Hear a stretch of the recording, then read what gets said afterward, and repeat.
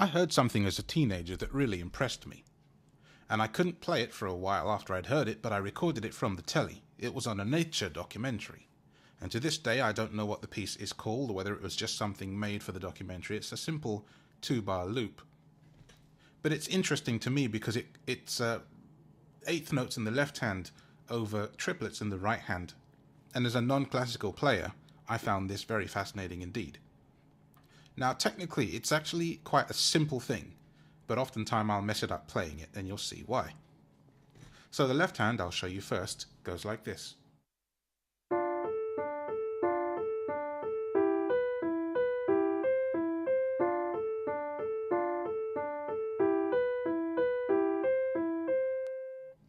Alright, and the right hand is the complicated part, or at least a little bit. So there are 5 notes, actually there are 7 notes in what it plays altogether.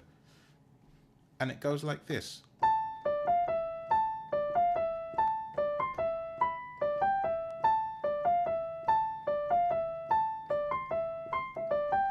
I messed it up.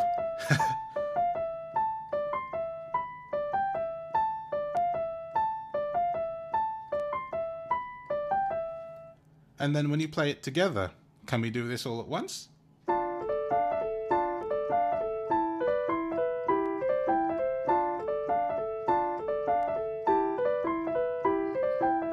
And then when you pedal at the beginning of each bar, it sounds beautiful because the sustained notes of the piano ring together and make such a wonderful sound, like this.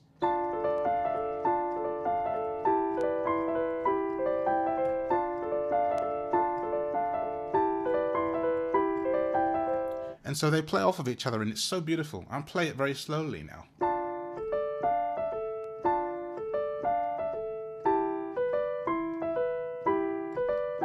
Sorry.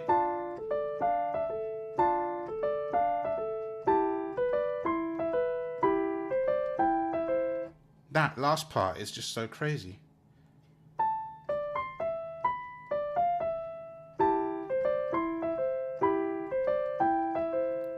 They just all join up, you know. So many notes in such a close space, but it just sounds so beautiful. So I was practicing playing it just at 80 beats a minute with a simple percussion sound like that. And now that there's a metronome and you can hear the difference as I play against itself, you can see what I mean.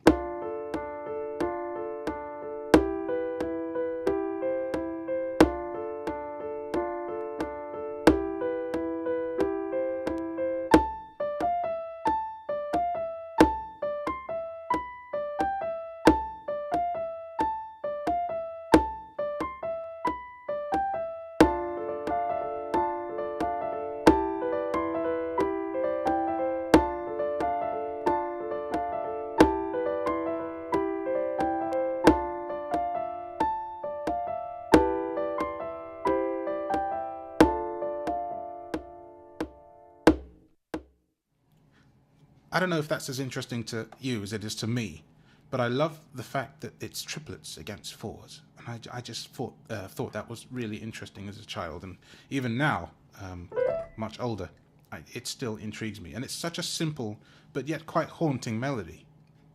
And if I play it an octave apart, you can sort of get a different feel for it. So I'll put that back on.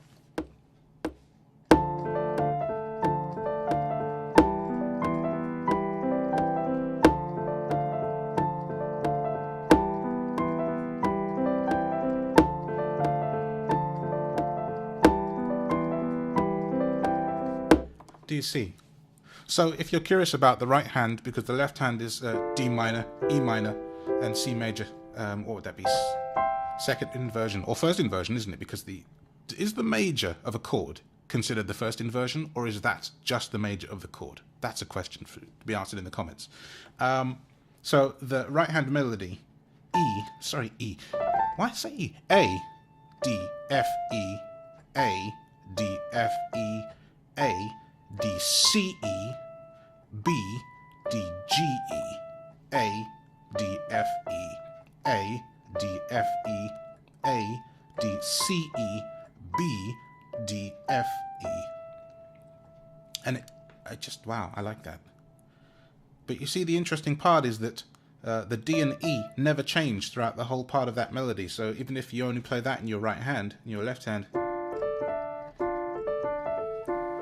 that's hard. So try playing that all sorts of different ways. It's a good exercise. Even though it's very simple, it's actually a very good exercise because you have to really think about the different things that you're actually doing. It's kind of crazy.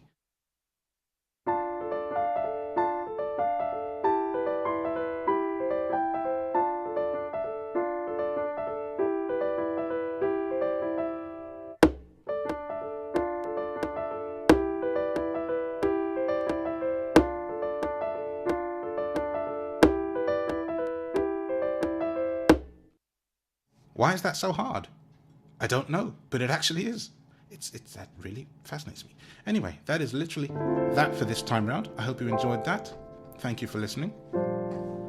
And I will be back another day at another time. Cheers.